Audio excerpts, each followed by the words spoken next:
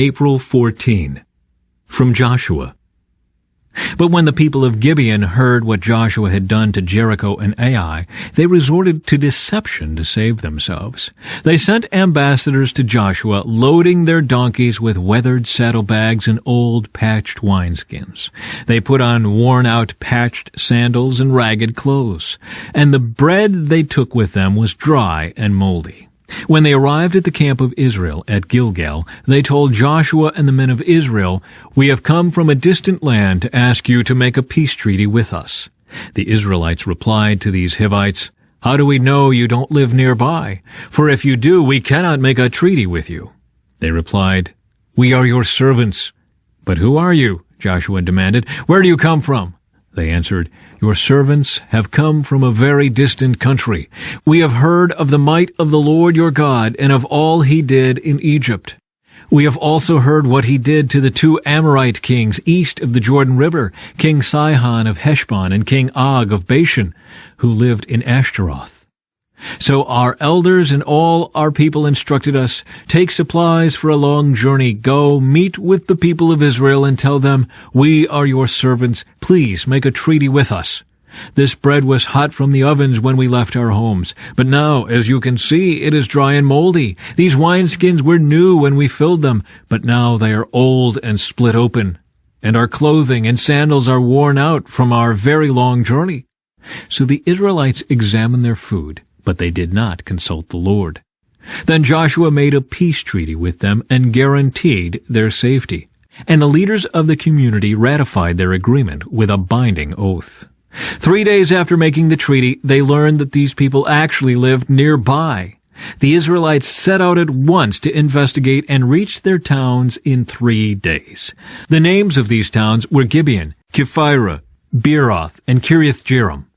But the Israelites did not attack the towns, for the Israelite leaders had made a vow to them in the name of the Lord, the God of Israel.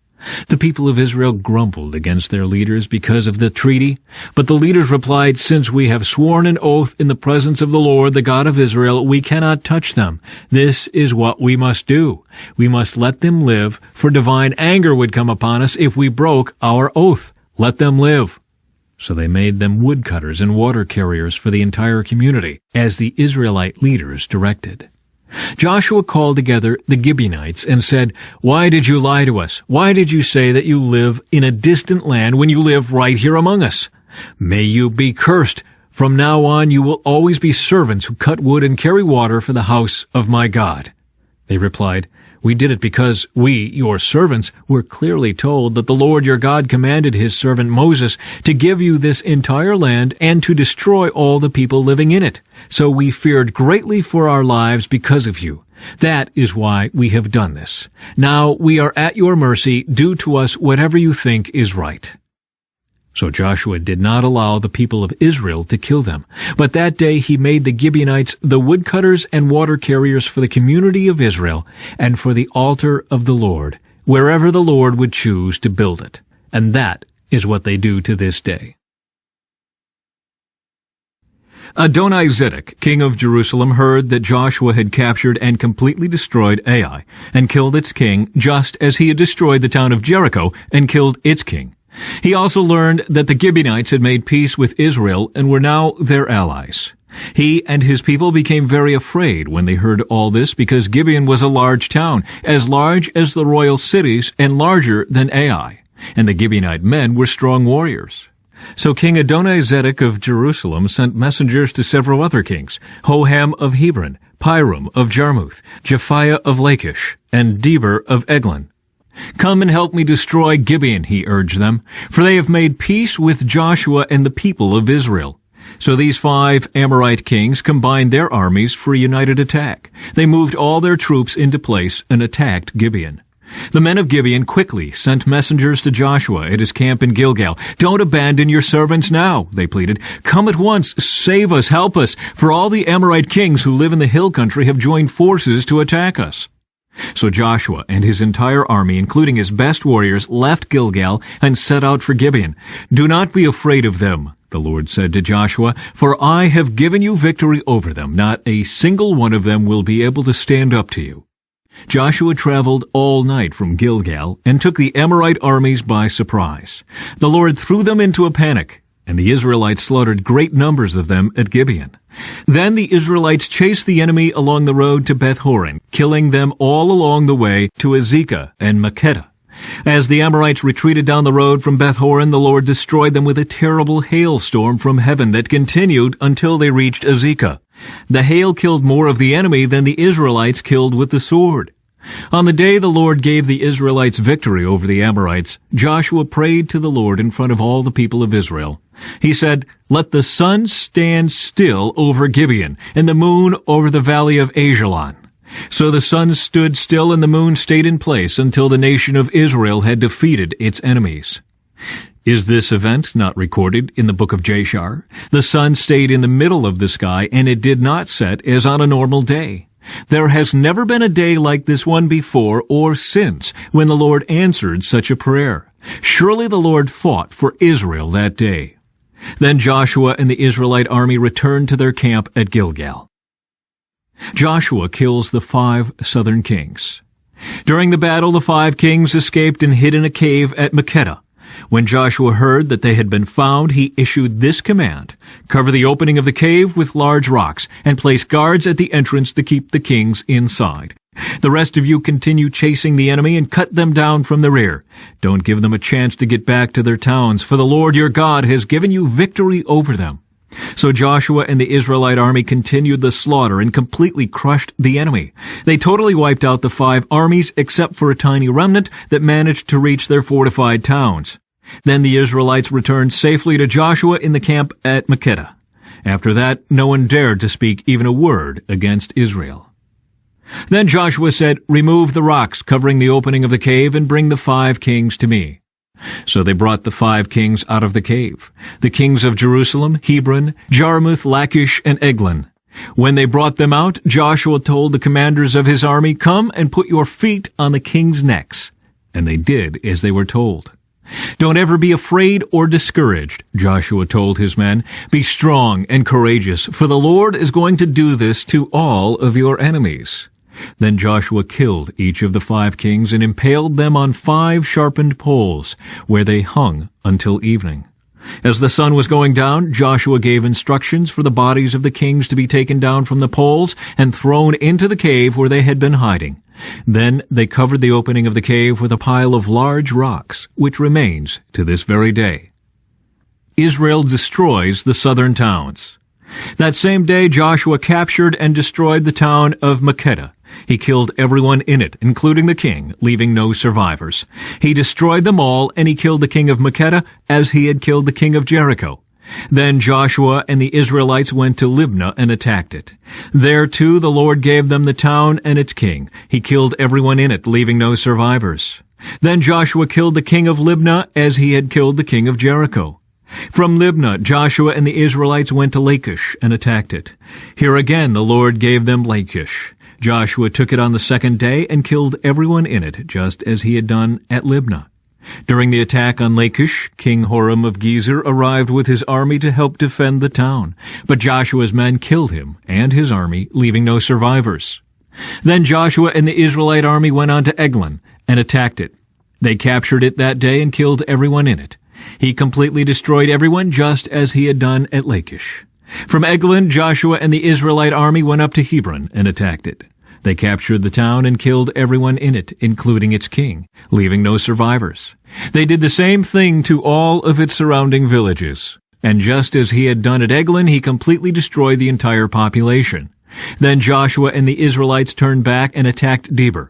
He captured the town, its king, and all of its surrounding villages. He completely destroyed everyone in it, leaving no survivors. He did to Debir and its king just what he had done to Hebron and to Libnah and its king. So Joshua conquered the whole region, the kings and people of the hill country, the Negev, the western foothills, and the mountain slopes. He completely destroyed everyone in the land, leaving no survivors, just as the Lord, the God of Israel, had commanded. Joshua slaughtered them from Kadesh Barnea to Gaza, and from the region around the town of Goshen up to Gibeon. Joshua conquered all these kings and their land in a single campaign, for the Lord, the God of Israel, was fighting for his people. Then Joshua and the Israelite army returned to their camp at Gilgal. From Luke. Jesus said, "There was a certain rich man who was splendidly clothed in purple and fine linen, and who lived each day in luxury. At his gate lay a poor man named Lazarus, who was covered with sores. As Lazarus lay there longing for scraps from the rich man's table, the dogs would come and lick his open sores. Finally, the poor man died and was carried by the angels to be with Abraham. The rich man also died and was buried, and his soul went to the place of the dead. There, in torment, he saw Abraham in the far distance, with Lazarus at his side. The rich man shouted, 'Father Abraham, have some pity. Send Lazarus over here to dip the tip of his finger in water and cool my tongue. I am in anguish in these flames.' But Abraham said to him, 'Son, remember that during your lifetime you had everything you wanted, and Lazarus had nothing. So now he is here being comforted, and you are in anguish. And besides, there is a great chasm separating us. No one can cross over to you from here, and no one can cross over to us from there.' Then the rich man said, 'Please, Father Abraham, at least send him to my father's home, for I have 5 brothers, and I want him to warn them so they don't end up in this place of torment.' But Abraham said, 'Moses and the prophets have warned them. Your brothers can read what they wrote.' The rich man replied, 'No, Father Abraham, but if someone is sent to them from the dead, then they will repent of their sins and turn to God.' But Abraham said, 'If they won't listen to Moses and the prophets, they won't listen even if someone rises from the dead.'" One day Jesus said to his disciples, "There will always be temptations to sin. But what sorrow awaits the person who does the tempting? It would be better to be thrown into the sea with a millstone hung around your neck than to cause one of these little ones to fall into sin. So watch yourselves. If another believer sins, rebuke that person. Then, if there is repentance, forgive.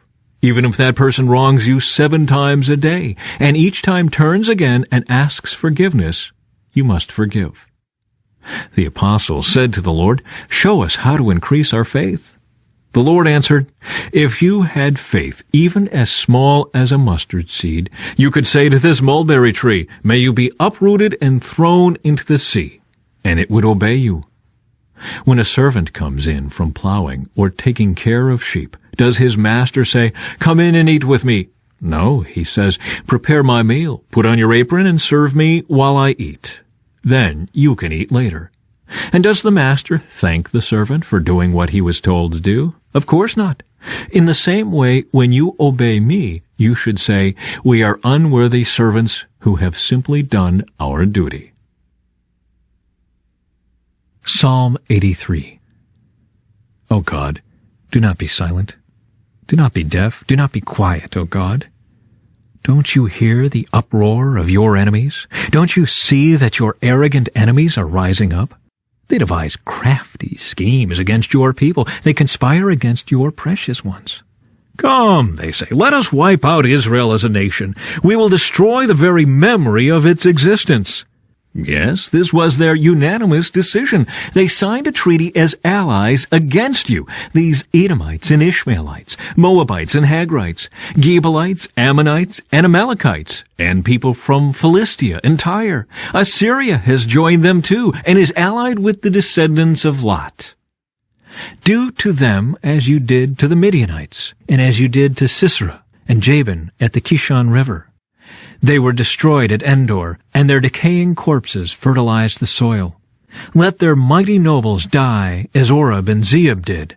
Let all their princes die like Zebah and Zalmunna. For they said, "Let us seize for our own use these pasture lands of God." O my God, scatter them like tumbleweed, like chaff before the wind.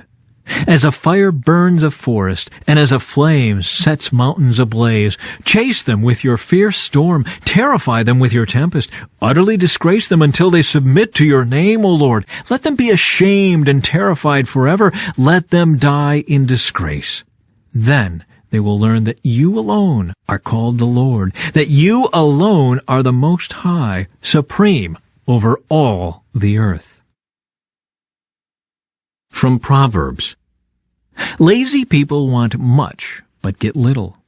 But those who work hard will prosper.